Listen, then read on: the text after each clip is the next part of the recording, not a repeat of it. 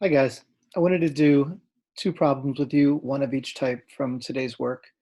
I know you watched a video on it yesterday, but I thought I would just go over and do one of each type, going from moles into grams, and then the second one going from grams into moles, just so you have an additional resource to help you with the work. So being able to convert between moles and grams is one of the important pieces of something we're going to be doing called stoichiometry. And it's a really big part of chemistry. And so first you have to balance an equation, and then you always have to do a conversion between moles and grams. And so in our first problem here, we have 3.5 moles of Li2O, lithium oxide, and we're converting it into grams.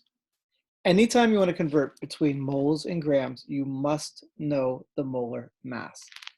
And so using our periodic table, we just find each of the elements and we add them up. And if we have more than one, then we have to do that more than once. So for our first one, for lithium, lithium is 6.94. And let's put that down there. I'm just going to use 6.9 for that one. And we're timesing it by 2. And then we're adding oxygen. So we add up the total weight of the elements in the compound. And I'm just using 16 for this. Okay. So for this, I'm just using 16.9. Sorry, 6.9. And for this, I'm using 16. And so when I add them together, 6.9 times 2 is 13.8. And 13.8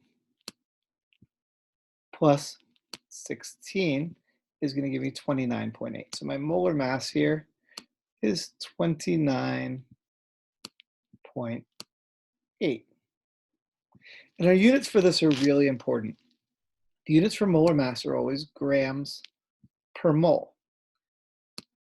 And so what that really means is 1 mole of lithium 2 oxygen, or lithium oxide, weighs 29.8 grams. So we could also say that there are 29.8 grams in 1 mole.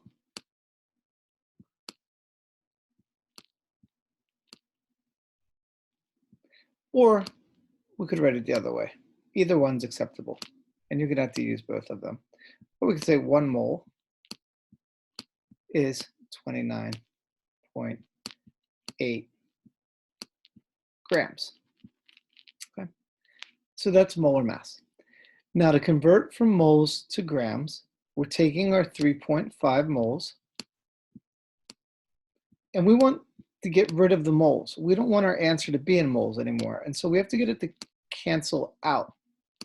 The way we're going to get it to cancel out is by picking one of these. And so we're going to multiply it by one of them. The units you want to get go on top, and the units you want to cross out go on the bottom. And so we want to use this one. We want to say 29.8 grams over 1 mole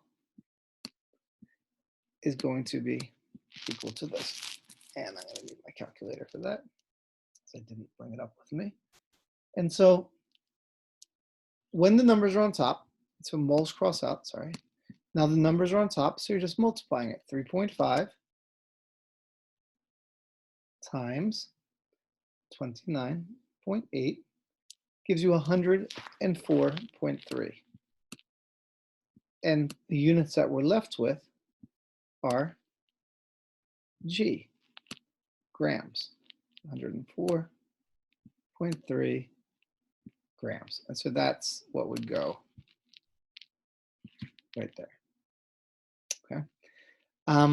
A little shortcut to remember here, what you're doing. When you start with moles, I know it's corny, you're always going to, wait for it, multiply.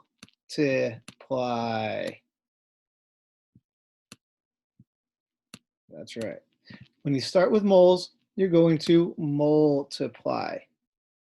And then when you start with grams, you divide. I don't have any cute little way of remembering that.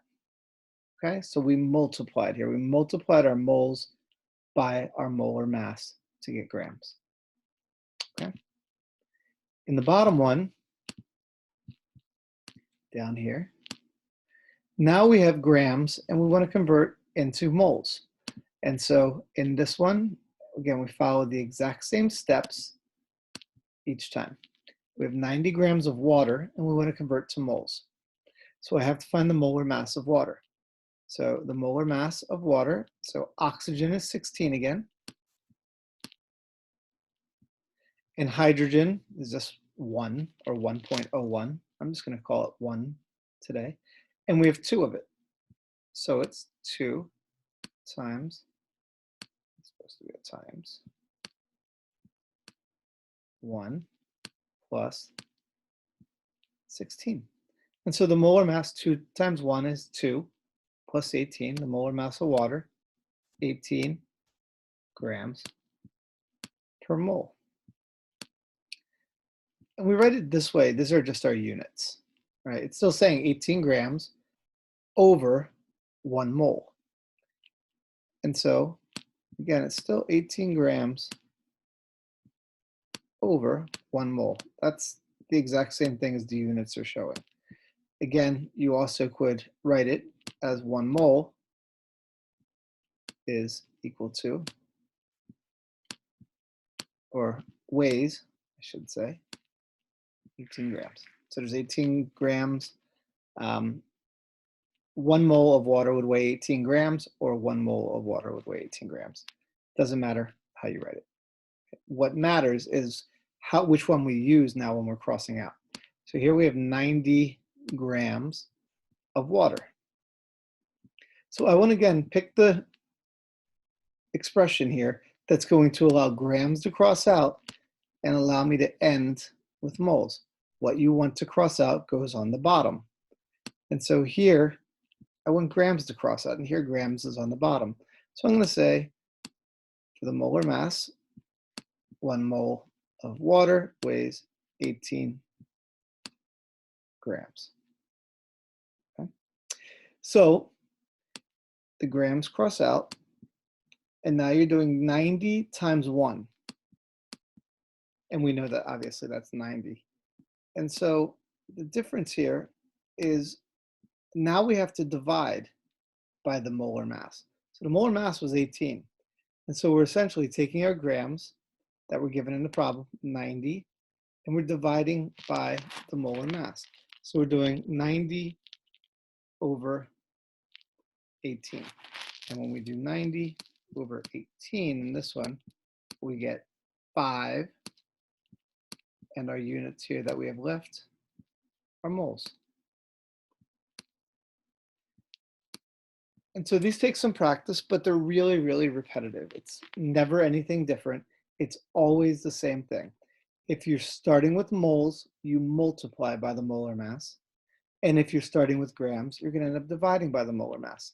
It's really helpful to use this process. This is called dimensional analysis, where you're using stuff to cross out. And that way you'll never make a mistake.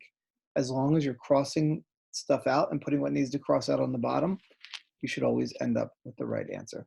So give the work a shot, see how you do with it, and get that submitted today or by Sunday at the latest. And I will see you guys next Wednesday.